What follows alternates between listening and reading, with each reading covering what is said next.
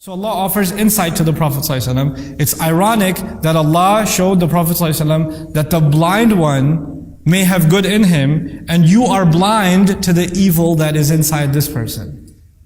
It's pretty ironic. Now this istighna of a person, this is highlighting people who will never benefit. So let's first talk about the universal value of this attitude. Man istaghna. I've met people like this actually even more recently. Muslims. At one convention somebody came to me and said, why do I need Islam?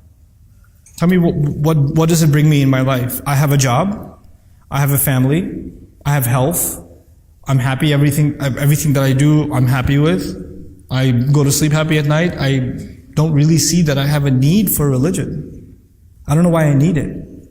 That, by definition, is istighna. I don't need it. I have everything already. As if your material needs and your emotional needs being fulfilled is enough for you.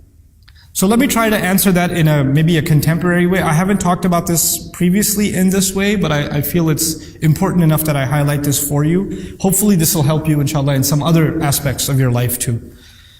You can think of it from the Islamic point of view that human beings are made up of three things. Okay?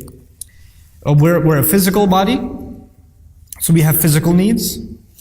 We are an emotional creature, so we have emotional needs.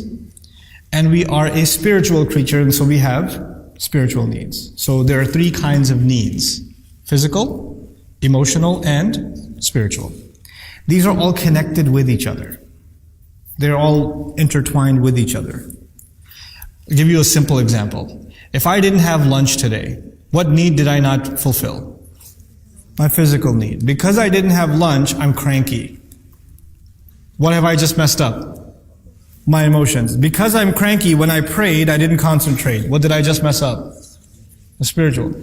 But the problem wasn't that I have no khushu' in salah. The problem was I'm in a bad mood. But the reason I'm in a bad mood is because I didn't eat. So the physical can affect the emotional, and the emotional can affect the spiritual. They're all connected with each other. When somebody comes along and says, I have no need, and they say, I have no physical need, and I have no emotional need, what are they denying? That they actually have, in fact, spiritual needs, but they are blind to it. And you know, these three things are important to understand for every Muslim, because a lot of times you have an emotional problem. You have an emotional problem and you're trying to find a spiritual solution.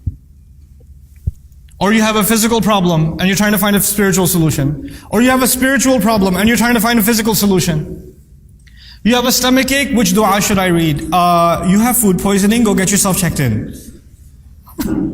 Then make dua too. The spiritual only works if you understand that Allah created laws and principles for all three of these. You know, if you're in an abusive relationship, then it's not dua. You have to take care of the emotional abuse that's happening. And on top of that, there's dua. And by the way, what is the role of the spiritual? The role of the spiritual is that it guides your emotional needs and it guides your physical needs.